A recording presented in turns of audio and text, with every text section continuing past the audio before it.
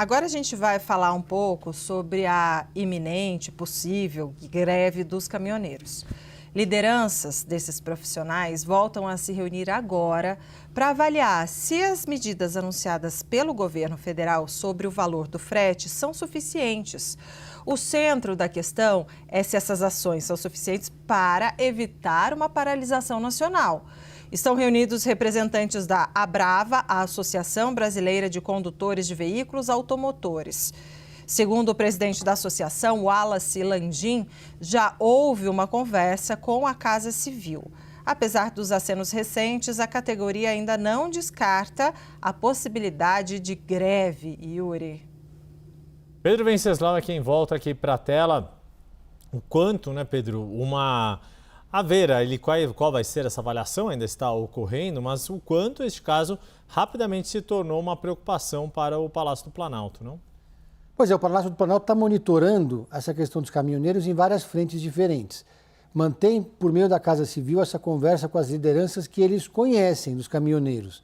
São lideranças importantes que têm relação com várias entidades regionais, mas existem muitas outras lideranças que não estão no radar do Palácio do Planalto e essas, de fato, também preocupam, porque essa é uma categoria muito pulverizada. Você tem os caminhoneiros que atuam no porto de Itajaí, você tem os caminhoneiros que atuam no porto de Santos, operam nessas rotas. E tem aqueles autônomos que se comunicam por redes sociais, por grupos de conversa por aplicativo, como o WhatsApp, e as coisas vão acontecendo numa velocidade que nem sempre essas lideranças controlam. A Abrava, que é a Associação Brasileira dos Condutores de Veículos Automotores, ela é aquela que tem a maior representatividade, de fato. E esse líder, Wallace, que é conhecido como Chorão, é bastante respeitado pelos caminhoneiros, mas a coisa pode fugir do controle. Então, nessa conversa, primeiro, ficou muito claro que, pelo menos essas lideranças que estão conversando com a Casa Civil, gostaram das medidas que foram anunciadas, mas acharam pouco. Eles defendem mais. Eles defendem, por exemplo, que haja uma isenção do pedágio para caminhões vazios durante o período, pelo menos, da guerra, enquanto tiver essa crise acontecendo.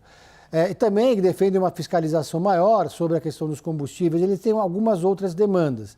Aí que surge essa ideia que eu comentei mais cedo aqui no 360, do deputado Rogério Corrêa, que ele vai levantar para a bancada, vai levar para a bancada do PT, para ela levar para o governo, de criar o auxílio caminhoneiro.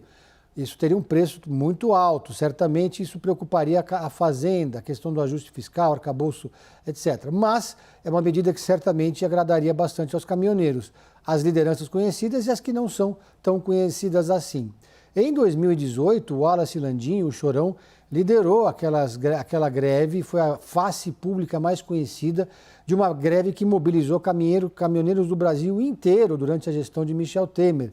Uma greve que acabou catapultando, projetando a liderança de Jair Bolsonaro. Teve um certo aspecto até político, porque a maioria dessa categoria apoiava o candidato que naquela ocasião enfrentou Fernando Haddad. Houve uma outra greve em 2016, que levou Michel Temer a chamar uma GLO, Garantia da Lei e da Ordem, para desobstruir as estradas. Então é uma categoria que já mostrou... Teve até Gaviões da Fiel, né, Pedro? Aí foi aquela cena...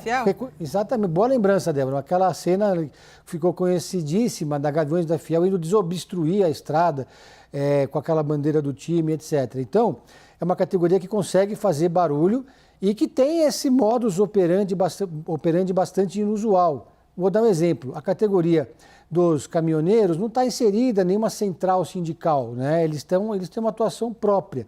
Então, eles não têm essa liderança compartimentalizada, como os metalúrgicos, professores, os aeroviários, etc.